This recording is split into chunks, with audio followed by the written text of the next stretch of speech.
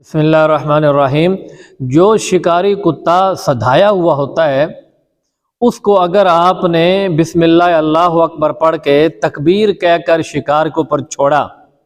اور وہ شکار کے اوپر جھپٹا، اس نے شکار کو زخمی کیا، تو اب دو صورتیں ہیں۔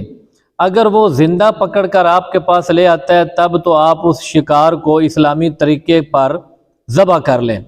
لیکن اگر وہ کتا شکار کو زخمی کرتا ہے اور شکار مر جاتا ہے تب بھی وہ آپ کے لیے حلال ہے، بشرطے کہ آپ نے کتے کو چھوڑتے وقت تکبیر پڑھی ہو، نمبر ایک۔ نمبر دو یہ ہے کہ کتے نے شکار کو پکڑ کر اس میں سے کوئی شکار کی ایک بوٹی، آدھی بوٹی، دو بوٹیاں اس میں سے اس نے خود بھی کھا لی، تو اب یہ جو شکار ہے یہ اب کے لیے حلال نہیں ہے۔ اس لیے حلال نہیں ہے کہ قرآن مجید کے اندر اللہ پاک نے فرمایا کہ فَكُلُوا مِمَّا أَمْسَكْنَا عَلَيْهِ، کہ اس جانور کو کھاؤ جو جانور کتا تمہارے لیے روک کے رکھے، اس میں سے خود نہ کھائے۔ اگر کتا اس میں سے خود نہیں کھاتا، آپ کے پاس پکڑ کے لے آتا ہے یا آپ کے لیے روک کر رکھتا ہے، آپ خود جا کر جانور کو اس کے منہ سے پکڑ لیتے ہیں، تب تو سمجھا جائے گا کہ یہ جانور جو ہے اس نے آپ کے لیے ہی پکڑا تھا اور آپ کے لیے ہی روک کے رکھا ہوا تھا، یہ آپ کے لیے حلال ہوگا۔ لیکن اگر کتے نے اس میں سے ایک آدھ چک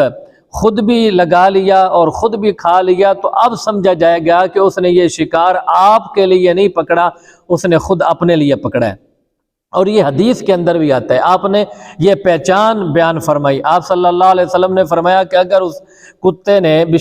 بے شک وہ سدھایا ہوا ہے صحیح، لیکن اگر اس نے خود بھی اس میں سے کوئی بوٹی، دو بوٹیاں شکار کی کھا لیں تو اب وہ تمہارے لیے حلال نہیں ہے، کیونکہ آپ صلی اللہ علیہ وسلم نے فرمایا کہ وہ شکار اس نے آپ کے لیے پکڑے نہیں، اس نے خود اپنے لیے پکڑا ہے۔ اب یہاں پر ایک تیسرا سوال جو حضرت عدی بن حاتم نے رسول اللہ صلی اللہ علیہ وسلم سے کیا تھا۔ حضرت عدی کہنے لگے یا رسول اللہ بسا اوقات میں اپنے سدھائے ہوئے کتے کو تکبیر پڑھ کر ہی چھوڑتا ہوں، لیکن جب میرا کتا شکار کے اوپر پڑتا ہے تو اس کے ساتھ کوئی اور کتا بھی شامل ہو جاتا ہے، دونوں مل کر شکار کے اوپر جھپٹتے ہیں، اس کو زخمی کرتے ہیں یا اس کو مار دیتے ہیں، تو یا رسول اللہ اس صورت میں وہ شکار میرے لیے حلال ہوگا یا حرام ہوگا؟ تو آپ صلی اللہ علیہ وسلم نے فرمایا کہ وہ آپ کے لیے حرام ہوگا، اور اس کی وجہ آپ نے یہ بیان فرمائی کہ آپ نے تکبیر اپنے کتے کو چھوڑتے وقت پڑھی تھی، دوسرے کتے